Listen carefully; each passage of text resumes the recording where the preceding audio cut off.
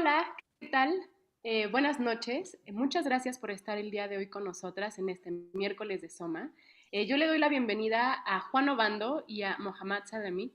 Juan Obando es el director académico de SOMA Summer y el día de hoy iniciamos un programa público que está vinculado a nuestro programa de verano.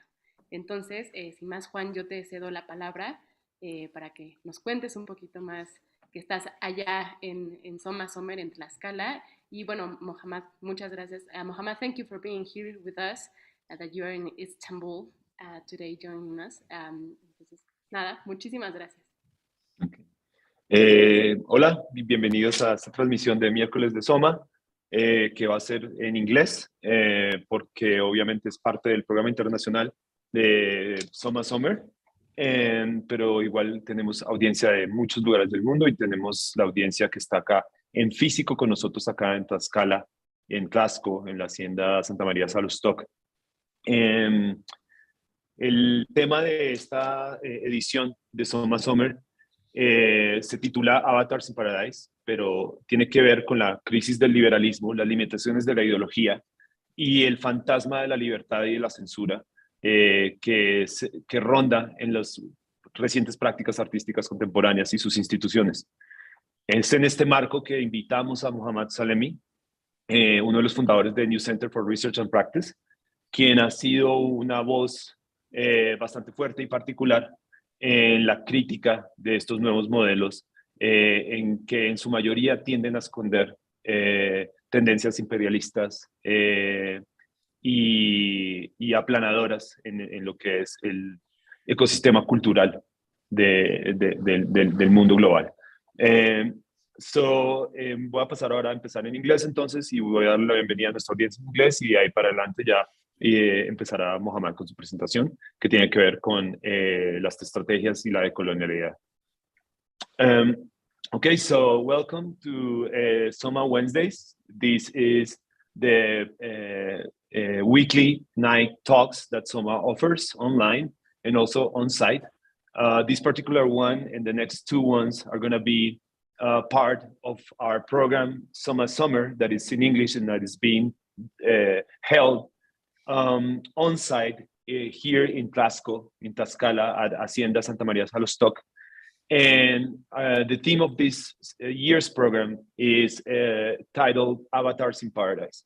And it has to do with the specific focus on the crisis of liberalism, the limitations of ideology, and the ghost of freedom in recent artistic models and institutions. We're very curious about Mohammad's experience with the many versions of institutional art biennials and exhibitions that he has visited and that he has engaged with critically, and how they kind of like map a new language of control and power. Mohammad Salemy is a person that I admire a lot, have been following his work for a very long time, and have always been wanting to connect with for SOMA, specifically for the context here in Mexico. That is a context that is very close to the political culture of the United States, but at the same time with a very different and a specific cultural context that doesn't necessarily respond to it. So therefore, there's a specific tension that happens when we hold this type of international summer schools when people coming from all around the world arrive here in Mexico.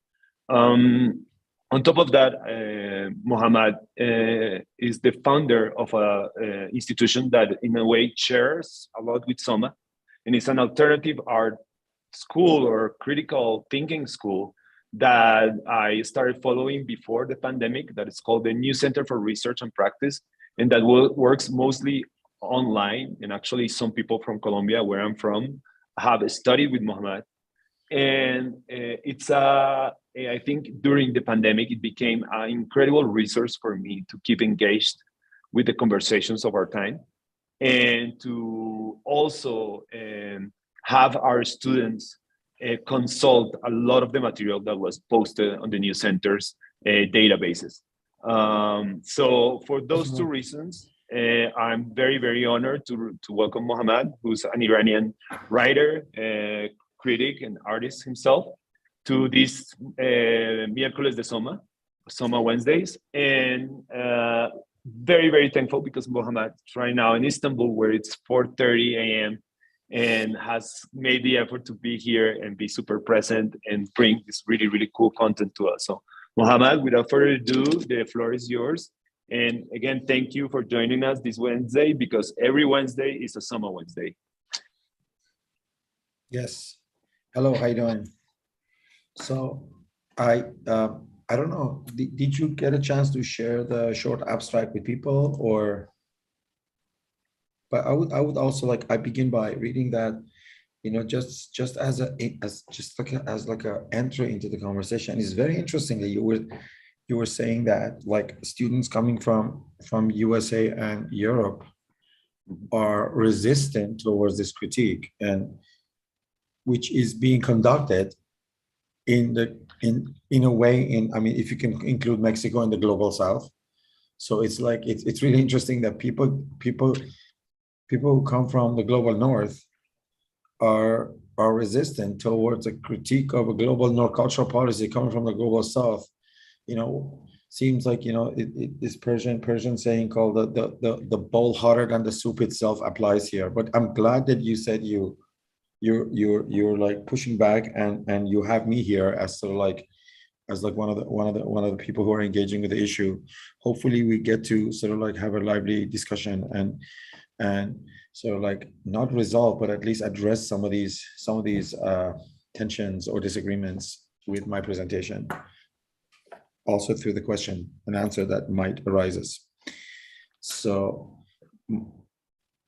my discussion will try to focus on the convergence of critical discourses in art, namely anti-racism, feminism, post-colonialism, and queer studies under the umbrella of decoloniality.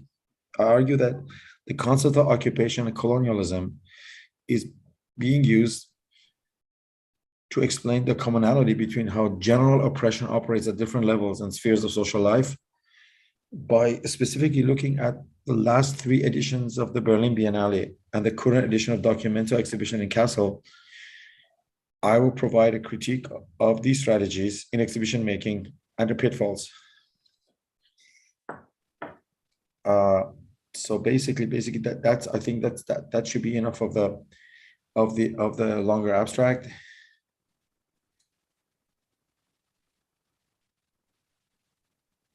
So rather than beginning with, sorry, Juan, I'm also I just want to ask you, how long do you think I can go? Mohammad, I think you mentioned 40 minutes, but you can go as long as you want. I've planned it for 40 minutes. So if it goes a few minutes more or less, I hope you can forgive me. I think it might totally. It might go a few minutes more. So go ahead. We usually do very long talks this night. So take your time.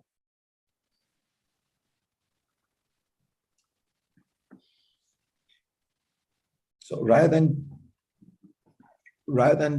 providing general statements and abstractions about the issue at hand, I would like to trace this decolonial turn in the outlines of Berlin Biennale, starting with the 2018 edition. Right? So let's be clear, we are at war. These were Gabby Nicobo's defiant words at the press conference for the 10th edition of Berlin Biennale for Contemporary Art, which she curated. You can see the picture here, titled "We Don't Need Another Hero," held between 9 June and 9 September 2018 in various locations in Berlin. Yet to figure out whom her imaginary we were at war within the show requires us to look beyond the enemies that the curator identified in her catalog essay, namely racism, sexism, homophobia, and transphobia, and to instead uncover the latent forces within the art world that embody the ideas that the exhibition challenged. 2 important notes here are: note number 1,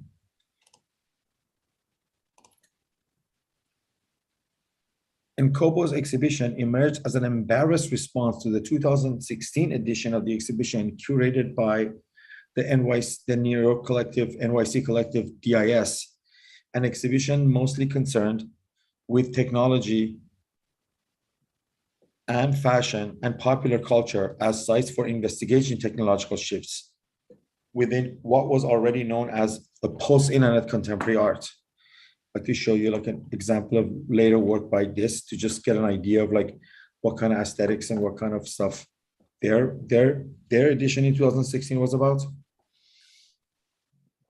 In fact, choosing a lesbian from South Africa whose family was embedded in the anti-apartheid struggle was itself a response by the Biennale organizers to the barrage of criticism the institution had received in 2016 for choosing a white collective from New York that focuses on shallow trends in art such as post-internet.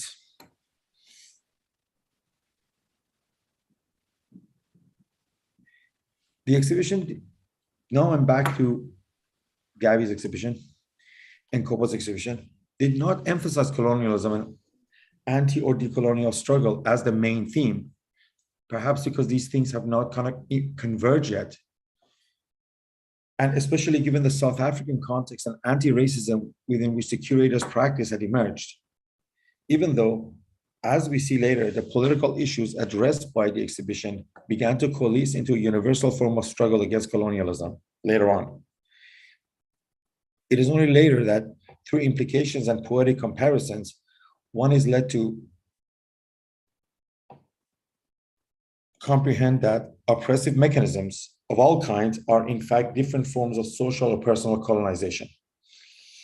In the 2018 edition, if there was one thing uniting the struggles against racism, sexism, and homophobia, it was a powerful force of institutional deconstruction, the struggle internal to the world of art itself. Now, a work that expressed this curatorial intent was Mohammad, I'm so sorry to interrupt, but I think you haven't shared screen and we don't see any of your slides. Oh my God, I did share, but let's just do it again. I think it must have jumped out. Okay, thank you for mentioning that because I was, okay, so I'm just gonna go up. So that is Nkobo, the curator of the 2018 edition. This is the DIS collective from New York that I mentioned. That is an example of work produced by the DIS collective. And now we're at the artwork I'm just about to get into, which is the work that expressed Nkobo's curatorial intent of this institutional deconstruction was Dineo Shishi Boape's installation Untitled of Occult Instability, Feelings. That's the title, which was both recreation and expansion of her 2016 debut at Palais de Tokyo. This work took over the main hall of the Kunstwerks, where the Biennale's main, as one of the Biennale's main venue. As you can see in the picture, a demolition scene features broken bricks, pipes, and other debris with video footage from Nina Simone's famous 1976 Montreal concert, which showcased the melodic militancy typical of the late singer's politics, and scenes from a Parisian park displayed on video monitors. Within the space, 4 columns identical to those holding up the roof of the main hall light on the ground, while streaks of slowly dripping water filled several large plastic buckets. So basically like a wrecking ball kind of destroying the institution from within, right? You couldn't have a much like more, what is it called? Like explicit expression of what this exhibit was trying to do. This message was unpretentious. Let's destroy the institution from within. You still get the slide, right? Yes. Boab's explosive work on the ground floor was complemented by a collaborative work by Arnell and Sinethema Twalo, a kind of titled A Kind of Black, an attempt to develop Poetics of an Imminent Unknown, as it was called. This work also fully occupied the top floor, but as a speculative future for an art world once we actually get rid of the cis white normative institution of art, which was being destroyed downstairs, kind of like sandwiching the exhibition between these two artworks, the red room, which you saw, and this kind of like pinkish blue room that you see upstairs.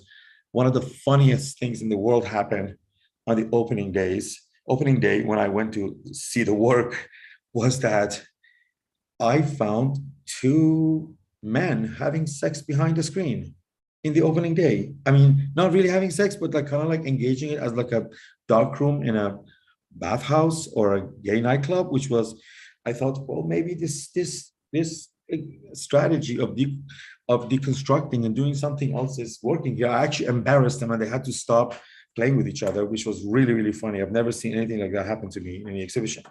But anyways, just looking at the picture actually just brought the memory of that embarrassing scene to my mind.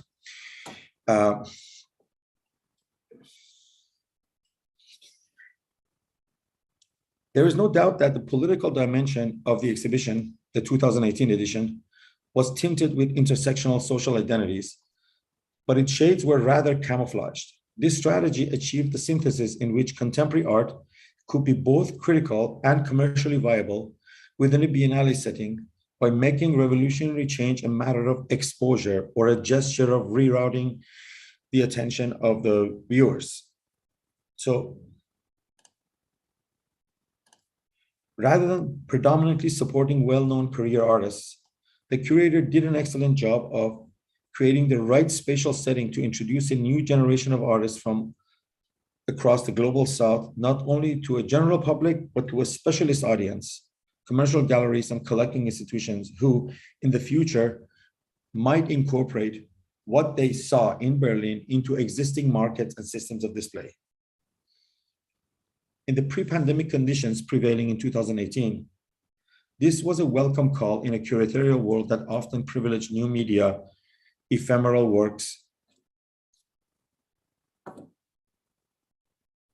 and non-commercial practices in such contexts as biennales, and basically privilege art that can be constructed as market-friendly, sort of like a market-friendly global South art that is easily collectible, mostly at the expense of artists who, after exhibiting at a round of critical shows, had to either scramble to teach at an art school or continue living precariously or change their profession due to an inability to sustain their livelihood through the practice alone, which was not commercially viable.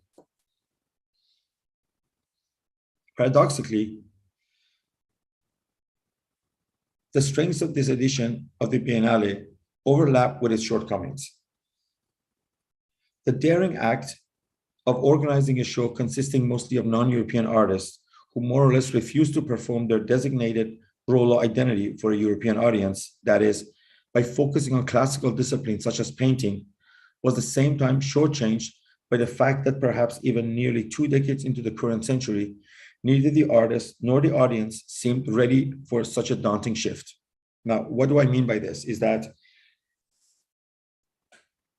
even though the artists were from the global south, but the works were not so heavy-handedly political, and they were mostly could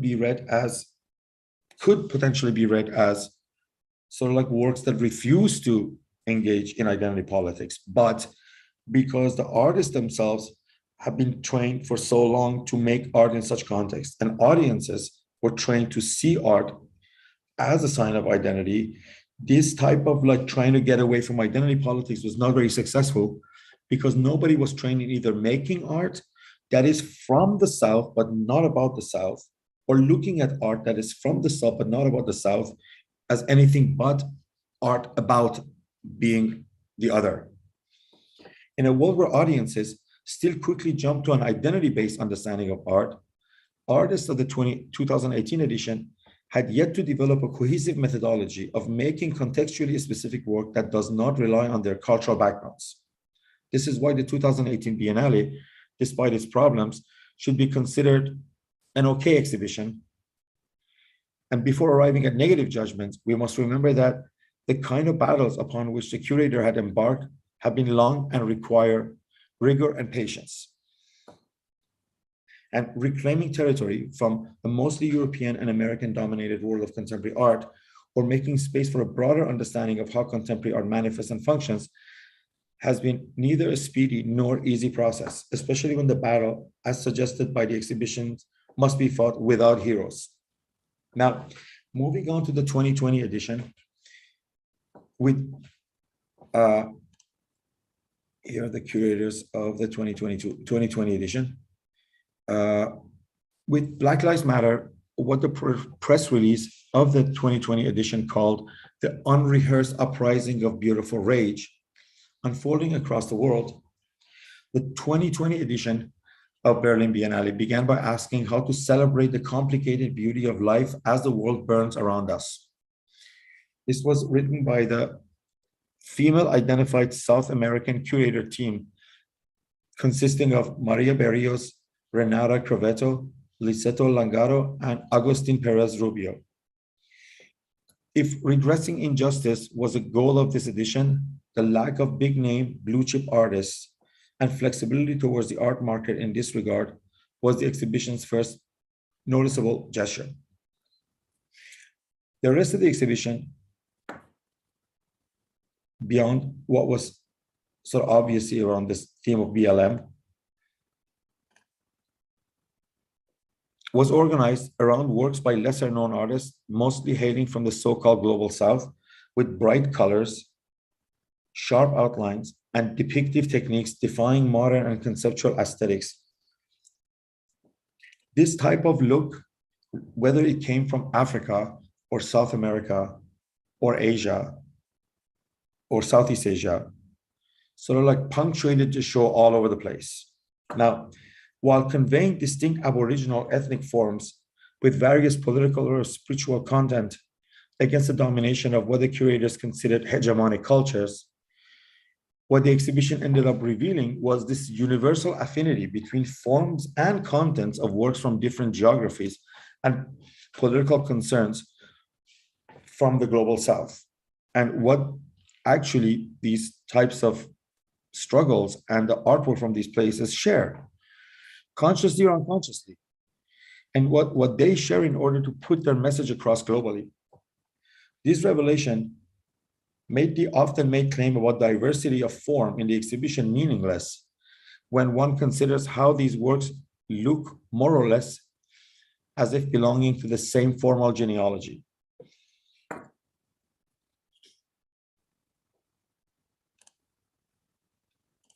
For instance, taking the form of a graphic novel, Zezenzi, Hidden Drawings, told the story of the Kurdish struggle for independence from the point of view of those who have been incarcerated by the authorities. These drawings depicted unsettling scenes of interrogation and torture, but also beautiful moments between women from different generations gathering to share experience in prison. You see the drawings here later on the table.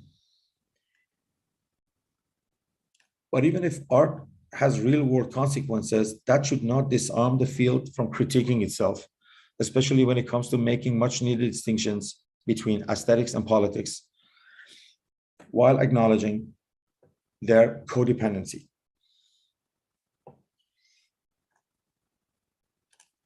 Nowhere in the exhibition was the need for bifurcating aesthetics forms from their political content was more obvious than in the case of the Feminist Healthcare Research Group, made up of artists Igna Zimprich and Julia Bond. Building on the 1970s truism popularized by Karol Heinz that the personal is always political, the duo, starting from their own conversations as mothers, have been researching the 1970s and 80s West Berlin health movement and the role of feminist health initiatives throughout this period. The collective presented the research in a series of events and archival displays during Experience Number 2, Virginia de Medeiros Feminist Healthcare Research Group. And their work culminated in the publication called Being in Crisis Together. The Feminist Healthcare Research Group, which also claimed to be anchored to anti-disciplinary practices, was trying to make it clear that the idea of health is social, political, and psychological. The fact that, whether we like it or not, rings truer today as the ramifications of the global COVID crisis still unfolding. Yet, their introduction to being in crisis raises some issues when it comes to distinctions and relations between aesthetics and politics. In a concluding note, the collective discusses their role and the use of language in the text, choosing to write Black and POC, people of color, with capital letters. And they kind of make a couple of paragraphs, written text about this, and to refer to them as self-representations, while in italics, to point at the whiteness as a construct that privileges white people in the framework of white supremacy, and binary gender categories like women and men.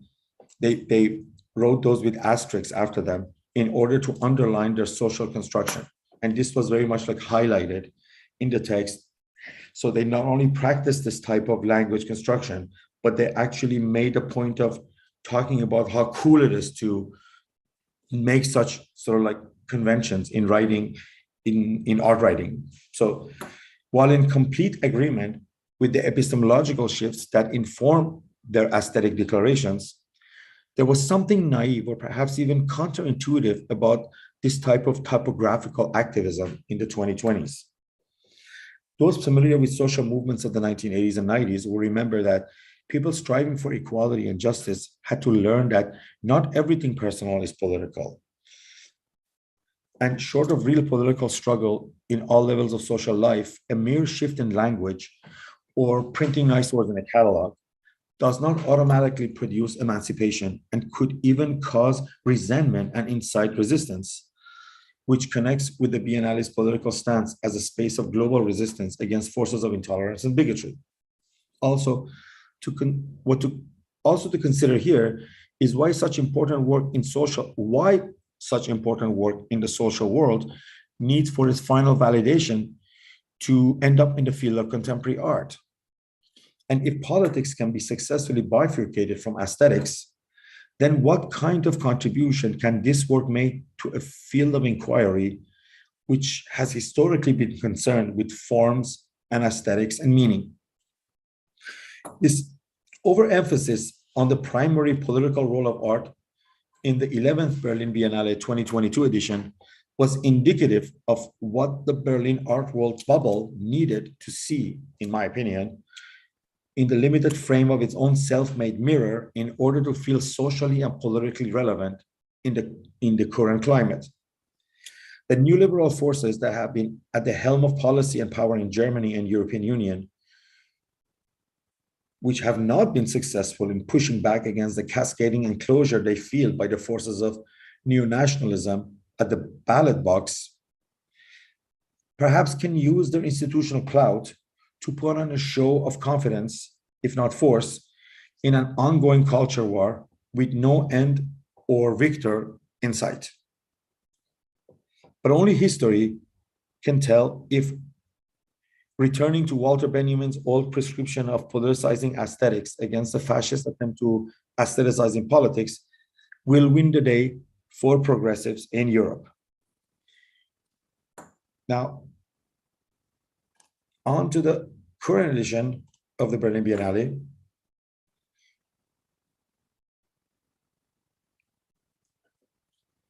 This edition, which opened only a few weeks ago, seems to be at a standstill, and not only because of its title, which is called Still Present. And this institution's current state of standstillness is best reflected in the show by a small but powerful work called Suspend the Time by the Palestinian artist Tassir Batniji, which is a horizontal hourglass on a high shelf with sand divided equally between both sides.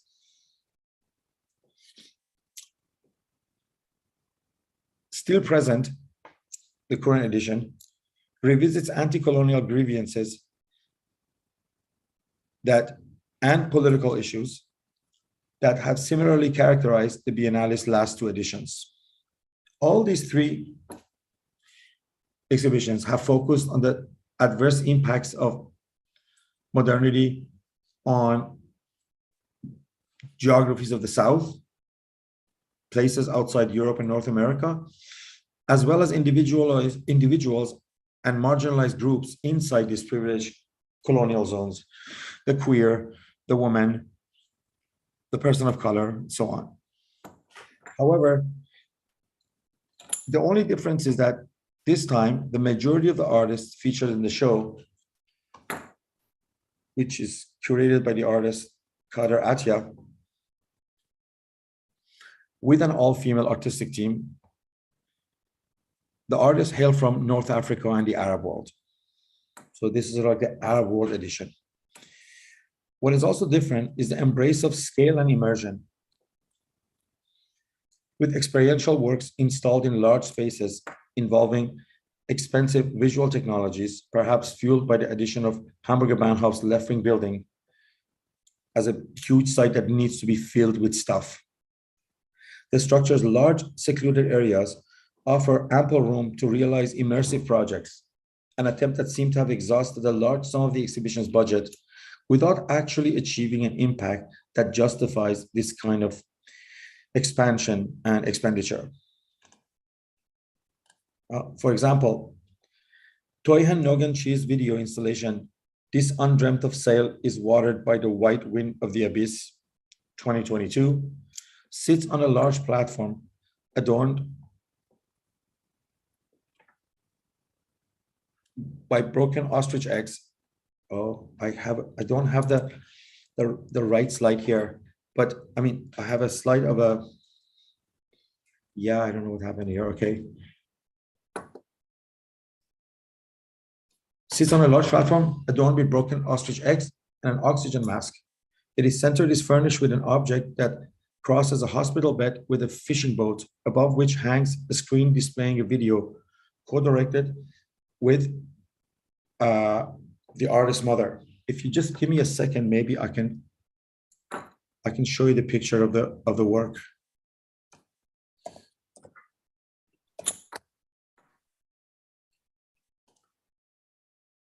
Yes.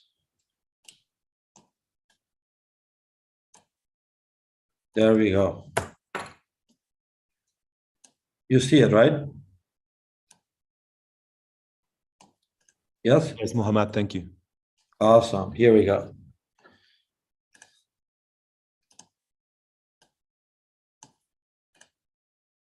Multiple storylines delivered through narrative fragments follow a woman's journey from Vietnam to Thailand and Germany after the war, meaning the Vietnam War.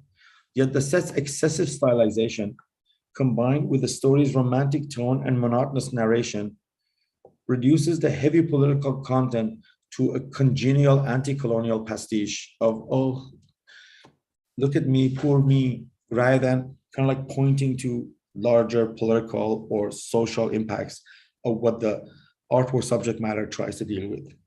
Kind of reducing the conditions of colonialism to some sort of like personal psychological sort of like disorder, rather. And that's what I mean here by anti-colonial pastiche. And the interesting thing was that beyond these large works, in these large expensive works, other small works invited a more intimate viewing experience. To me, they were much more powerful and much nicer to look at.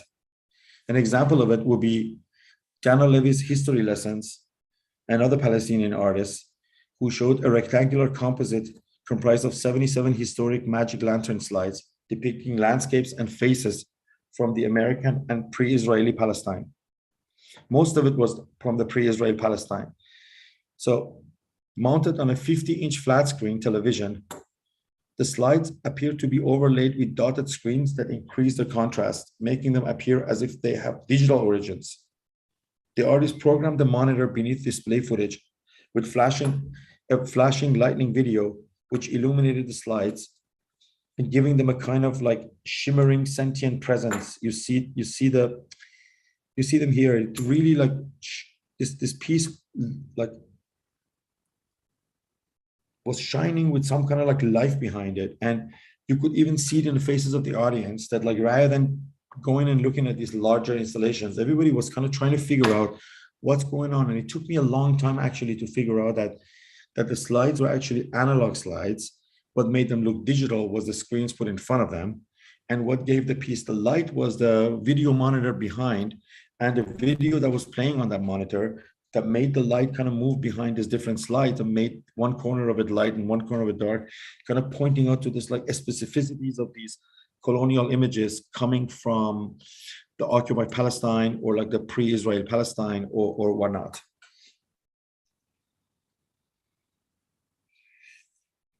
Another great work in the show, really capturing some of the themes, was the emotionally charged Le Inde Galantes 2017 by Clement Cogitore. The video shows Afro-diasporic multiracial dancers battling on a stage to the rhythms and melodies of Jean-Philippe Rameau's 1735 opera ballad of the same name. Nevertheless, the Cogitore's document of human struggle and triumph captured a set of effectual body movements, confronting not only the realities of being Black in a world that sees color, but the difficult negotiations that ought to happen if we're about to reach a balance between Europe and the diasporic communities living within it. But what I thought was really kind of like colonial, if we can use the same abstraction, by the curators, was that neither the catalog and nor the exhibition didactic mentioned the work's choreographer, Dito Dembele, a very well-known Black professional who had like worked on the dance, and the work kind of pretended that the artist who just pointed the camera at the dance and videographed it is the actual maker of the work. And actually it took me a bunch of looking up and researching to find out that the work actually had a choreographer, a female Black choreographer. So she was erased, and her work and her crucial collaboration was erased from the work. And I'm the only person who basically brought this up and talked about it with people, because none of the audience in Berlin would care to go and look and see. I really was affected by the work. Twice I saw it, I kind of broke into tears because of the sheer power of this group of dancers. So I really dug deeper, and I find out, oh, well, you know, contemporary art, we always love to think like the artist is the contemporary artist is the end all be all, but there's a chain of collaborations and kind of like collective work that had gone into the creation of this beautiful work that the catalog and the show would just credit to one artist, which was the artist that was included in the show. But the problem was that these great works in the show were sort of like adrift in an exhibition, suffocated by your regular monotonous chorus of political slogans about this or that political issue. So it is not a surprise that looking at the last 3 editions of the Berlin Biennale, we are overtaken by the strange treadmill feeling described above. Like we're moving, but we're not going anywhere. Although we are exhausted from trying to keep up with such a dizzying pace of change in the world, we seem not to have moved even an inch forward. I contend that this trajectory constitutes the ruin of a particular institutional top-down reform project set on making the demands of the 1990s political art part of the institutional structures already in place. And by enforcing the post-structuralist ideology of the 90s into the art world general worldview in the 21st century, this process is reducing contemporary art into contemporary anthropology, and in some extreme cases into anthropology of contemporary art itself. This new anthropologizing overhaul, which has racial, gender, and geopolitical decentering characteristics, of course, is providing a lot of opportunities for some POC or to advance in the highly competitive marketplace of contemporary art, both in terms of financial and symbolic capital. But it cannot be mistaken for a true Copernican revolution because most of these POCs are from affluent and or educated middle-class backgrounds themselves. People whose only role is to replace their otherwise white, but also affluent and or educated middle-class colleagues in positions of power. So on the surface of the art world, you might see a lot of new faces who are women and have pigment or look and dress differently and are speaking of feminism and post-colonialism and queer theory, etc. But what you face in reality is a simple change of guards from a white educated middle class to a global educated middle class. Now, to get an overview of these three editions, conceptually, in 2018, a war was staged in the institutions, which were to be demolished from within by including the works of the other. In 2020, as if the walls of the museums were more difficult to be reached than was previously expected, the Biennale doubled down on the politicization of aesthetics against the aestheticization of politics and tried to cast art as the final instant that can deliver legitimacy to political actions occurring in the real world outside of the institutions, like the healthcare initiative, right? So first edition, let's break these walls down and bring in the work of the others. Second one, the 2018 edition, now that the walls are broken, let's actually drag the struggles from the outside and put them inside. And then this will legitimize these struggles and somehow help these struggles, as if like the art world is Supreme Court, that you bring it in and legitimize it, and then something happens. And then in 2022, it was sort of like back in the old days where we're now hoping again that inclusion of the other and its visibility will somehow address political issues by default.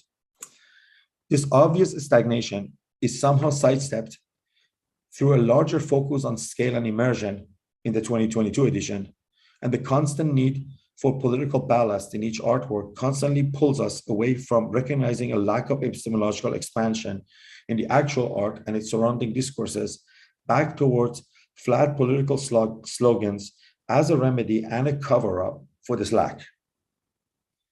The fact that the catch-all concept of decoloniality are at the center of this operation, of course, is not insignificant at all.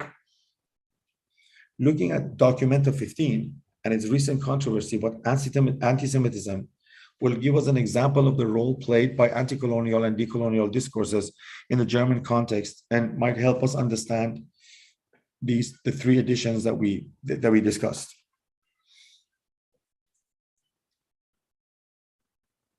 We're around the 45 minutes, right? But I would like to get another, I don't know, 10, 15 minutes, if okay. Of course, Mohammad, just go ahead.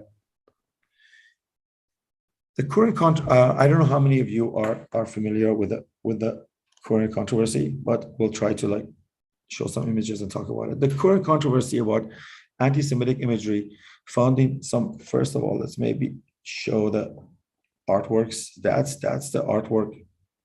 That's the artwork that we discussed.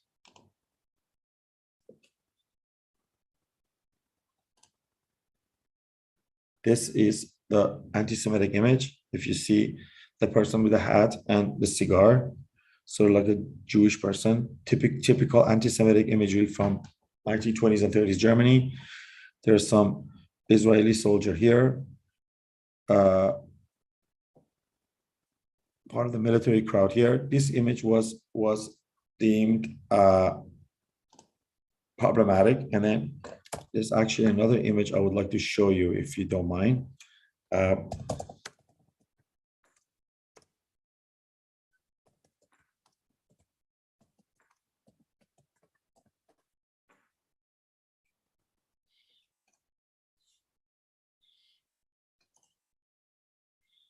There we go. So you saw the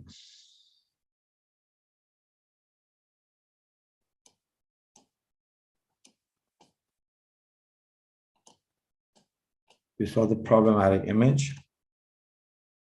Now we're going to see that.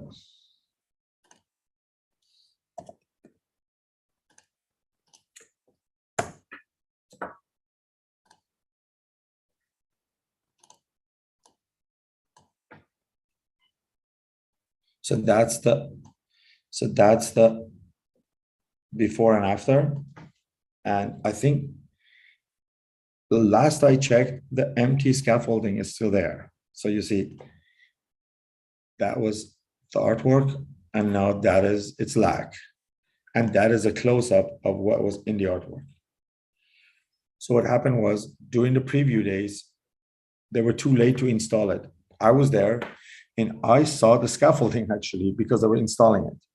And then the day after, the president of Germany gave their opening talk and kind of referred to some like other controversy in the exhibition that had taken place because the curators had decided to include some Palestinians with legitimate sort of like work, not anti-Semitic work, and some pro-Israeli groups had protested their presence. So the president of Germany made some references to like, oh, exhibitions should be inclusive and all that.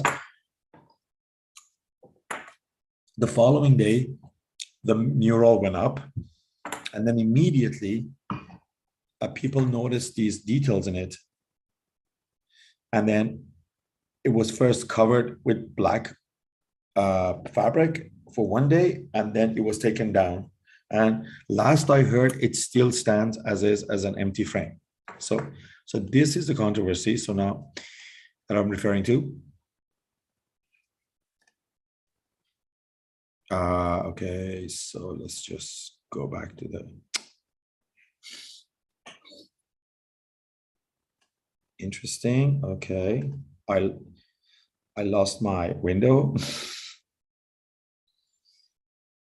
You have to give me 1 second to pull it up because it closed the wrong window on me.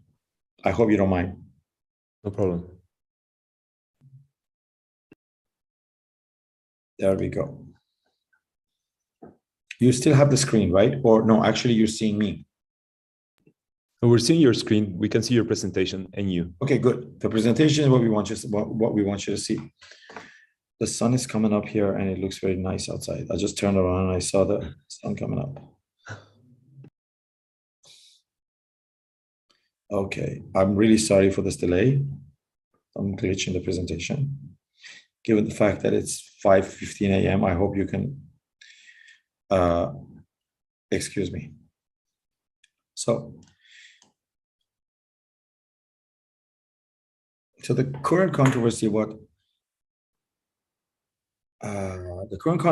anti-Semitic imagery found in some artworks exhibited in Documenta 15 need to be linked to Ruan Grupa's collective responsibility for the curation of the 2022 edition of the exhibition. So they were trying to do something even more radical than just showing. So they actually tried to go outside of that loop that I basically talked about in the between those three editions, right? Like, let's either deconstruct or bring in the outside to the inside, or just go back to visibility, right? So they were like, okay, let's actually exercise some kind of like totally decolonial exhibition making, right? So by trying to move beyond showing post-colonial art and devising an actually decolonial curatorial methodology, they shun centralized planning, or perhaps even having any plans or oversight, and basically dissing them as colonial and European methods themselves. So like saying, like, we don't need a grand narrative. We don't need an auteur. We don't need a curator here that kind of like sets an agenda for a show. These are all colonial strategies. These are all bad. We should just sort of like let the show unfold and happen on its own. So their methodology was to basically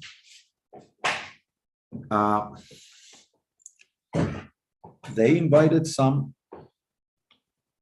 consultants from different sort of like geographies that they were interested to work with. These consultants recommended artist collectives and groups that were doing social practice or some kind of like community work that sort of like intersected with art, or some sort of like art collectives who were doing sort of like interesting stuff. And then the artist collectives were also encouraged to invite their friends. So the show ended up having 1,600 artists in total and no curatorial oversight. I spoke with a group of artists who were included in one of the projects They were Iraqis, and they had never met the curators. They met one of the members of Rangan Grupa. Here they are in a Zoom meeting like ours, in the very initial stages of the development of the show, and never to be seen again. And they were only handled by the consultant that had basically recommended them. And then after they arrived in Kassel, they were only handled by technicians who installed their work. And like seriously, when I saw them, they kind of look like orphans. You know, maybe I'm old, but normally when you're included in such an exhibition, you have people who take care of you, take you around, curator of the show comes and lets you know how wonderful or special your work has been to the show. And they felt kind of like, we don't know what we're doing here. They were kind of lost in Kassel because most of them were coming from Iraq and it was their first trip to Germany. And they were like, what is going on here? So I took it upon myself to take them around and show them some of the other venues. And I was like, okay, nobody's taking care of you. I'll take care of you. And it was very strange for me. And this is all before this controversy sort of like breaks open, right? And this sounds very amazing, right? Like basically just like throw away the bath and the baby and the bath water and the basket and everything, right? Just like super decolonial, right? Yet this curatorial methodology, which might seem radical and anti-European in the first instance, itself, looking deep, was a product of European funding for global South art and the European plans for decentralized and outsourced cultural production envisioned as far back as 2006. This is a very interesting document I can maybe share with you that like curator Maria Lind sort of like had written about in 2006 about this cultural paper policy that was developed in Netherlands and Germany, which they talked about how they want to basically move towards this type of exhibition making where social practice is privileged over aesthetics and over artistic autonomy, where the line between community work and art is blurred, and how these things can be tied into sort of like economic and geopolitical interests of Europe in the global South, how this method can be used to kind of like, so like basically deal with the colonial grievances by kind of throwing money at artist collectives and telling them, okay, here it is, have some money, you can make some cute little thing here and we'll show it for you here in these shows, and maybe that would sort of like justifies us opening more banks in your region or something. Like it's as blatant as that in this policy paper, and Maria Lind in 2006 critiques it and kind of envisions this type of exhibition making as a kind of critical farce. So when this happened, when I saw the show, I had just like this conversation with my curator friend Daphne Ayas, and we kind of went back and we said, didn't Maria write about this? And then we kind of went and looked online and we found the paper and we found Maria's critique, and we were like, oh my God, this is such a crazy like non-coincidence. So the irony here is that seemingly, so now what happened with the controversy is very funny, because this is how, like, this is how this backfired, right?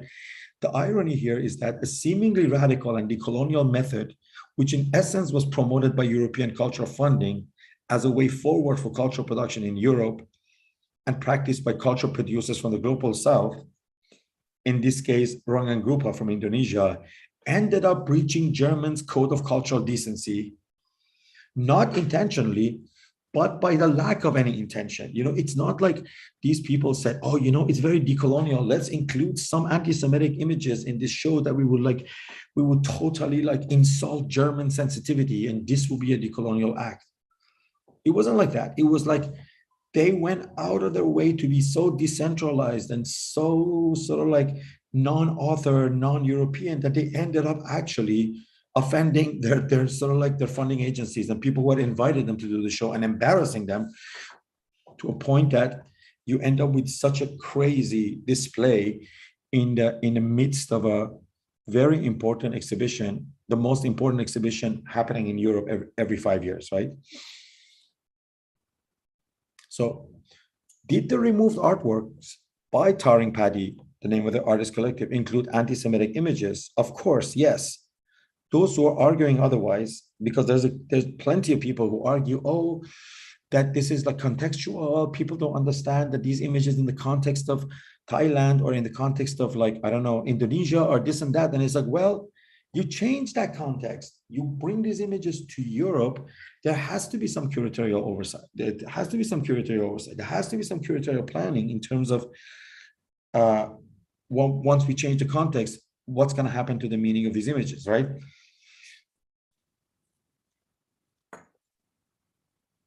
But to me, the larger problem here is not anti-Semitism, but the model of exhibition making. So what do you expect when you invite a group to curate an exhibition whose methodology is like decentralized autonomous organization, or DAO, which is the basis of cryptocurrency, right? This is exactly what happens when the authority over the form and content of the exhibition is subcontracted many levels away from the main curators to other groups and individuals in the name of collectivity, diversity, and decoloniality. At the end of the day, these images, but this is my personal opinion, that these images, at the end of the day, should have been vetted by the curators. And instead of the mural coming down and causing such an embarrassment, they should have actually prevented it from going out by seeing that and seeing those certain difficult parts in the images and taking them down.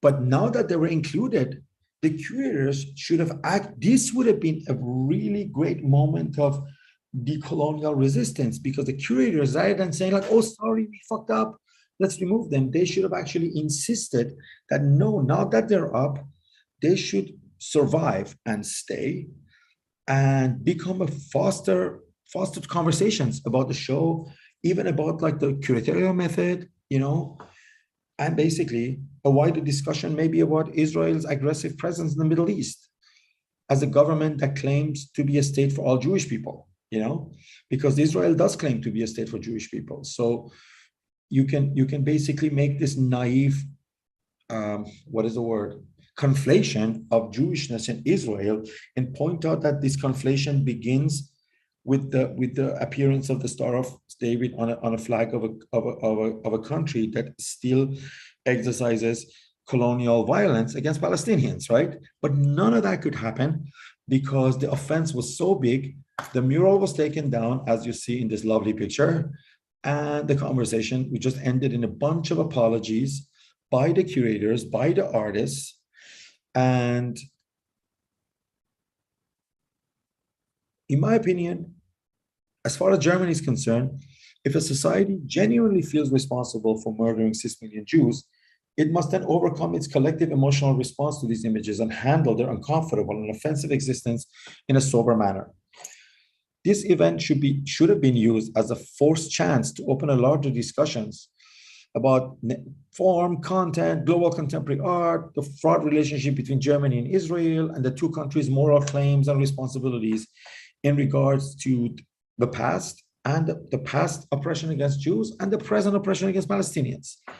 But instead, what we have right now is the intervention of German politicians and policymakers to not only remove these images, but also to completely disregard the curatorial autonomy of its curators, subjecting all other artworks in the exhibition to a new rigorous examination against any potential anti-Semitic or other offensive images.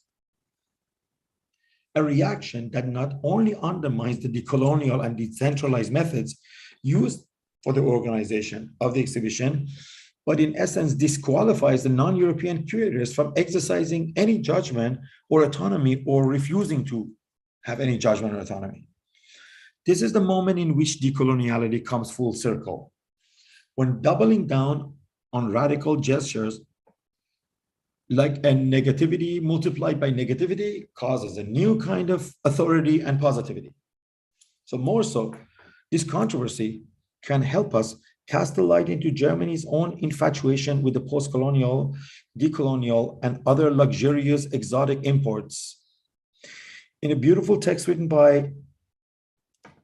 just recently, just before the show opens, it's a kind of foreshadowing. I mean, Hito wrote this text before any of this stuff happens, right? So In a text called Context is Everything Except When It Comes to Germany, Hito captured the issue very well by showing that in Germany, the post-colonial and decolonial urge to localize are always made in the abstract. That is, in Germany, they erase their own complicity in colonialism's past, present, and future, precisely the interrelationship between the horror of Holocaust and the coloniality of Israel by preaching a cultural politics that has decolonization as its decolonizations of other places at its primary aim, but not about Germany. So in this context, Germany's own cultural policy can be seen as an attempt to see the world in a decolonizing light, except itself, ignoring grievances against Germany by the immigrant communities and by those who criticize Germany for supporting Israel, and painting the country as a privileged standpoint for such an idealized outlook to the rest of the world. What might seem as a blatant lack of self-awareness here is not accidental. In fact, this type of putting yourself outside of what you're critiquing perfectly illustrates the Germans' cultural politics and the staleness of the critiques that decolonial and post-colonial approaches have brought to the table. So maybe we can sort of like stop here, because I think I've come full circle too. And yeah, so I went for an hour. I'm sorry, people. So I hope you enjoyed the presentation. Now maybe we can stop the presentation here and go back to you guys. Can you hear me? Yes, Mohammad, thank you so much. That was great. I hope you enjoyed it. I hope you're honest. I am being honest. Let's see what other people say. We have it's daytime now. a couple of questions. Oh yeah, a beautiful morning. I'm glad that you're spending it with us then. We have a couple of questions from the audience. This is a question that was received online from our online channels. And Sofia Sakal Smek has a question. Why are aesthetics and politics still so heavily intertwined? Do you think they will ever gain independence from each other? Okay, we're talking like, now I just have to like exercise my own judgment, right? Because what I'm saying here is my opinion, right? And I hope that's okay. Because I'm not going to like sort of like refer to anyone here. I think they're intertwined, but I think we're going through major shifts now. We actually did a seminar at the New Center just recently, just before this war in Ukraine breakout, actually, right between the end of the pandemic and the beginning of the war, we had a chance to do an 8-session seminar on sort of like art after, it was called What Now? Art After the Pandemic. And one of the arguments we made was that we're moving towards a world in which this intertwinement is actually being broken. And we looked at the rise of the market art and NFTs and this type of like crazy speculation on paintings and all that as kind of like the beginning of the end of this, where what happens is instead of politics being intertwined with aesthetics, you have like pure capital being intertwined with aesthetics.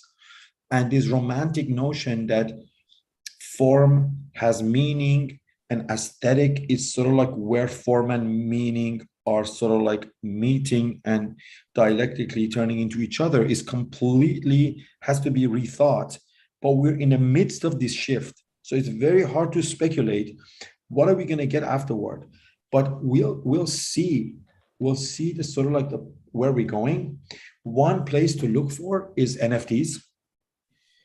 The other place to look for is like how, despite economic downturn and all the problems we have, sort of like the market for painting, market for sellable art is actually growing. And sort of like the art world is basically charting its own future by ignoring the curatorial world and the educational world, or what we call the knowledge market of art. So the finance market of art is kind of like divorcing from the knowledge market of art and saying like, we actually don't need you to tell us what artists we should buy and sell. we're going to create our own celebrity machines, and there's Instagram and there's all this other sort of stuff, and we can kind of go to the base and pick anybody we want, just like TikTok. We can bring any young painter up and hype them and sell them and have shows for them and put them in museums, and we don't need you. And the curatorial world can basically move towards this type of ethnography and anthropology in the name of decolonization. And we'll see for how long the governments will have money and funding for it. And we're just going to have our own world. I mean, the craziest example of this is like this female painter from Britain. She graduated in 2017, and her paintings in 2017 were $5,000. And they were nice paintings, decorative, nice. I forgot the name. And in the last Philip Morris auction, they were being sold for $2 million and 0.5. The very same $5,000 paintings from 2018 are worth $2.5 million. She's never had a museum show. She's never been in a biennale or any exhibition, which basically puts some politics in the work or brings some politics from the work out. But now she has a waiting list of, I don't know, 100 people who want to buy her paintings, you know? So I think we're about to see some shifts in the relationship between aesthetics and politics. And I think the shift will be more towards sort of like the only meaning left is the power of money. So the fact that this is worth 5 million is what's going to give it its politics and meaning, not anything in the form itself or in the practice of the artist. I don't know if I'm making any sense. Thanks, Mohammad. We had another question, this time from one of our on-site participants, SGP. It's a really good question. It says, what contribution do you think the speed at which information is traveling these days adding to any of all of this? I think SGP is referring to the kind of like communication breakdown and kind of like disassociation that you've seen in the last 3 biennials. Like, what do you think the speed of information has to do with all this? Let me just think. You know, I just think the question actually makes sense more in the sense of the documentary show, because what happened was in the first three days that the show went up, right? There were like hundreds of Instagram and Facebook and social media posts about the exhibition by international curators and art professionals who were in Kassel looking at the show, all sort of like praising the show, praising its methods, saying like, these people are showing the way forward, how we should organize shows, done with a centralized curation, done with this type of like shows that sort of like put work in a white cube, blah, blah, blah. And then the minute the controversy broke, it was sort of like a shift in opinion. Some of those people had to actually delete their praise of the show. Some of them have to kind of condemn the curators for not having curatorial. It was just like this. It was just like, is this really happening? Like, how could this be? Within a course of 3 days, the speed at which the information went around and made it clear to everyone that there was some grave mistakes made here, completely recontextualized the show. And actually, finally, we were having some productive debates in German media, in like international art media about like these questions. So I don't know. I think that the speed of information had a lot to do with it, with how this edition, it's still the conversation is going, because there's still a lot of reviews are coming out, and I don't know, they're constituting a new thing. Basically, now they want the management of Documenta to have a more hands-on in terms of picking artists. This is crazy. Like, we're actually moving back, you know, instead of this method kind of like helping us get rid of white Europeans. White Europeans are becoming more central. So there's going to be more debate, more pushbacks against that. There's going to be fight. We have to fight for artistic freedom now again, and talking about like territorial autonomy, it's very actually kind of like an interesting how this thing happened. But in terms of the last three editions, the last three editions happened under the sort of like the terror of cancel culture. Nobody could dare to say anything wrong or anything bad about these shows, because if you criticize the 2000 edition, you were probably homophobic or racist, because here's the first time a Black lesbian from South Africa is creating something. You have a problem with this show, what's your problem? If you had a problem with the 2022 edition, you were a colonial person against Aboriginal practices, because they really try to highlight Aboriginal art from Americas and from South America and from Asia, and then you have a problem with that. So people were just like not discussing any of it on social media or anything. There were only very private conversations about sort of like the problems in the show. And even the 2020 when the 2020 edition happened, it opened a week before Documenta, right? When the 2020 edition happened, if you read the reviews, you start to see a lot of people saying like, oh my God, this is a little bit repetitive. The same thing that I kind of brought up, right? That this is not going anywhere. It's just doing the same thing, right? And then it's only after the sort of like the bombshell in Documenta that now we're having like some interesting conversations happening. I've been approached by 3 different publications to basically develop my thoughts about this decentralized critique of this decentralized method into cohesive texts.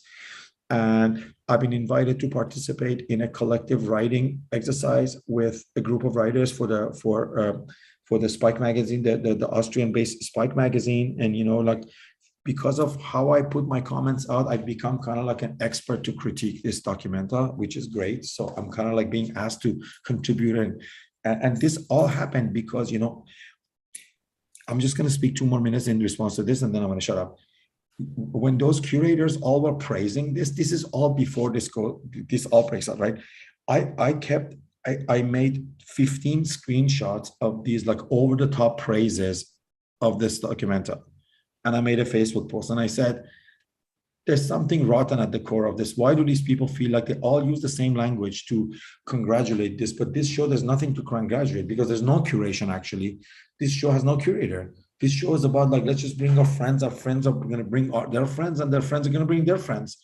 What are we praising here? And then the controversy broke, right? So now I have those amazing screenshots of these curators that some of them have deleted their posts, but I made a public post of their posts. And so I think this, if anything, it's with the Documenta that you see the speed of information having kind of some kind of a feedback loop back into how we're going to conceive of curation and exhibition making after Documenta. Mohammad, that brings me to a question that I personally have for you, and relates a little bit to that image of the empty scaffold. I don't know, as a metaphor of the structures that are basically sustained by capital, but without any content in it. And therefore, the institutions that seem to be crumbling under this kind of like repetition mindset that you talk about, like this kind of like different reformulations of the same premise under some type of like new angle that in a way tries to support itself through identity politics discourse. And giving this, yes. Thank you so much for what you saw in this empty scaffolding. Can I steal this from you? Like, you're so brilliant, man. I never thought about that. This thing just basically is this sort of like white funding structure now.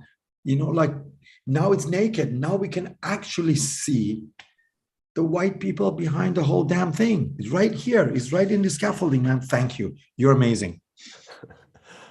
Thanks. But my question relates to your own practice. I think the new Center of Research and Practice kind of like has, in a way, supported or like brought those conversations in a new setting and has big like this kind of like, I think you all at the New Center, you call it like parallel academia.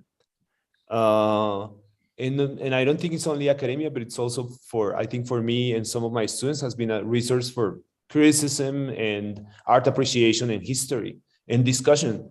And in many cases, in many different art scenes, it's very common now to have this kind of like ongoing internal chats between people that are saying things that they don't like even dare to say in public or in social media, whatever.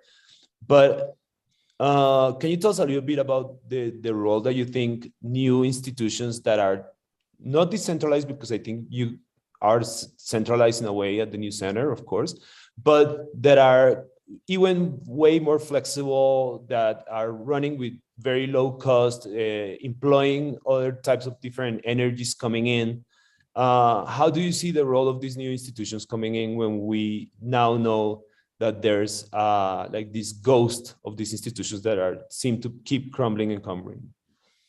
Well, back in 2014, when we started the New Center, the idea was basically like,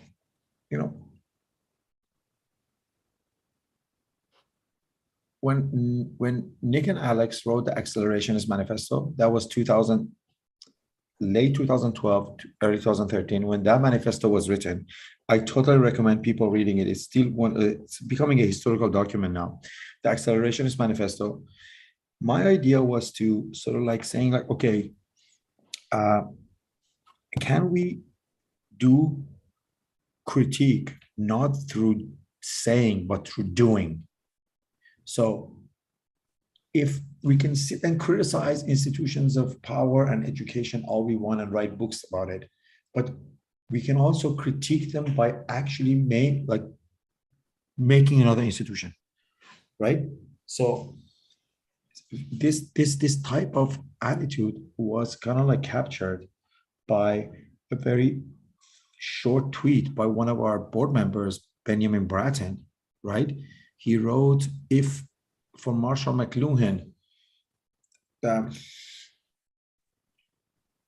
medium was the message back in the 60s, today, the model is the message. So instead of saying something, you create an alternative model. You basically give the world a model and say, here's my critique of you. I'm not going to say it. Here it is.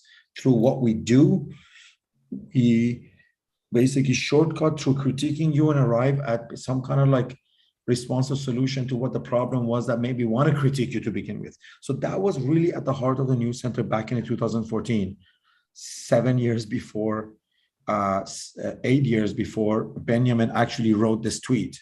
We were exercising this model is the message already in 2014. So we said, okay, but we thought that conferences and like sort of like events like this are great places for this, but why can't we not make them more permanent? So instead of having a conference once in a while, we'll just develop seminars and we develop curriculum and we do it like regularly. And then really this is the really important idea, and I really think it's something that still people don't realize how powerful it is. It's like, for us, it was like, okay, there were about 35 like-minded people back then in London. There were like 20 in New York. There were 10 in Sydney, 5 in Vancouver, right? In each of those local settings, these people were marginalized in the art world and academia of that locality because there were only 35 people, right?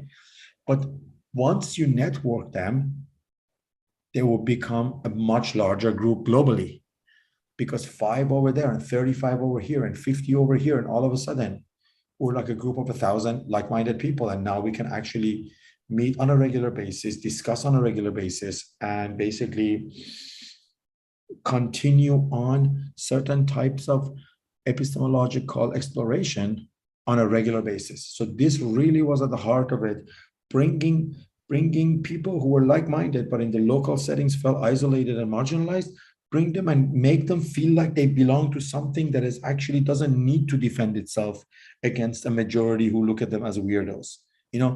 Back then, nobody knew Mark Fisher.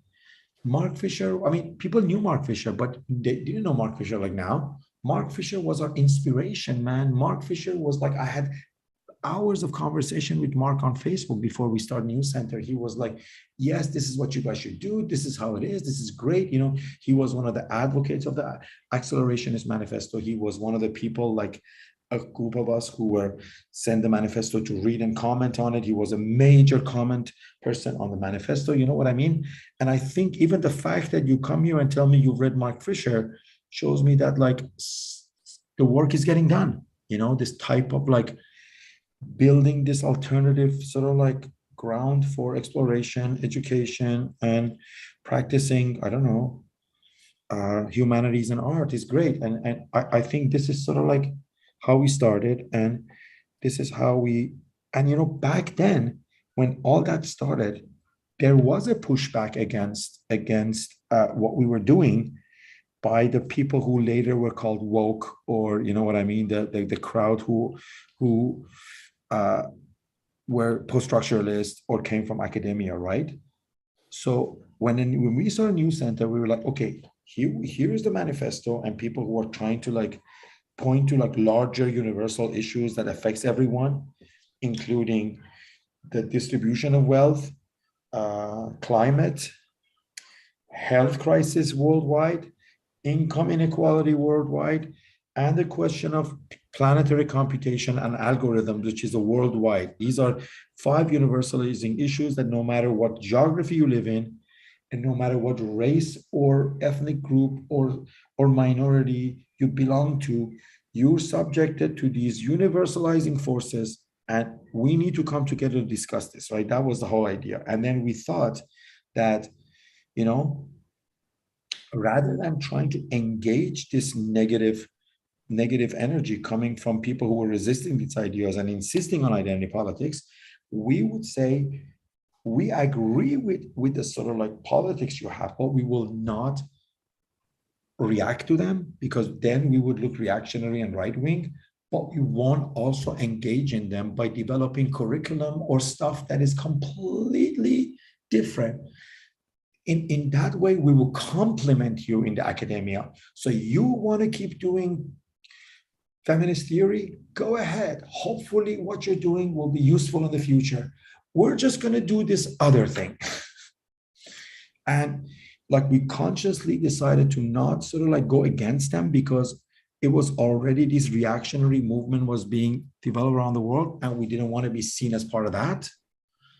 But we thought what we're doing is far more important in the long term. And hopefully, when you move to the future and you look in the rear back view, you'll see whose relevance was more important, who was right. Were those who insisted on more exploration of like queer theory are going to be seen as more relevant in the future, or people who addressed other stuff like us? And only time can tell. So yeah, so this has been sort of like the logic of the News Center. Thank you so much, Mohammad. If you honor us with a last answer, one of our participants has a really, really good question that I would like to finish with. And Jody, one of our participants here that is with us here in Tlaxcala, says the following.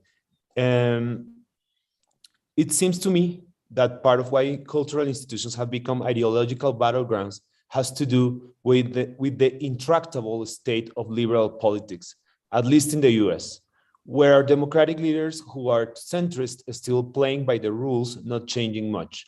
What do you think about this? Totally agree with you. Totally agree. There's like 120% you're right. And, but the struggle against this centrists who claim to be left is a long fight. And we have to be patient. And then we have to wait for our turn every 2-year election, every 4-year election. My fear is that we're not equipped with the kind of like sustenance and rigor. So like say, yeah, we saw a big rise in sort of like real socialist left in US, or, I don't know, like Colombia just picked a left-wing president, we see Chile just pick one. But this, we have to be as rigorous as centrists and as right-wingers. We have to keep pushing, and we have to realize that electoral politics is central to changes in these institutions. And, for us, this is one of the problems of like how left got institutionalized, right? It's a different kind of trickle down economy of neoliberals. Like, we all know that. Like, there was this trickle down culturalism, which they thought, okay, if we go to these institutions of like media and academia and Hollywood, we can somehow trickle down progressiveness from there into the society. It didn't work out. Just like how economic equality did not trickle down, progressivism did not trickle down through this method, right? And we have to realize that we gotta like step out of these institutions that gives us cushy jobs from where we can constantly propagate progressive values. We have to get back to the society, and we have to organize voters at every level where we have a chance, whether it's for a primary in an election, so we can defeat the centrist candidate and put a progressive, a real leftist, a real socialist on the ballot. And then in the general election, fight to make that the elected person, right? And I'm just sometimes I feel like, do we have the patience and rigor for that? But yeah, absolutely. The question is totally important and right.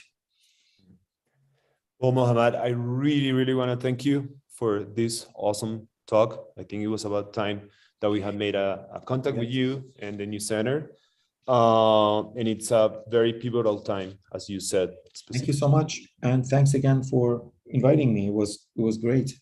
Yeah, I would also like to invite the audience of SOMA online and also our on-site students to visit the new center's website to check their course offering and to engage and take the opportunities to also consider the alternative options that these new fluid institutions. Please join us. We still have our special of $50 membership for 1 year and $75 for 2 years.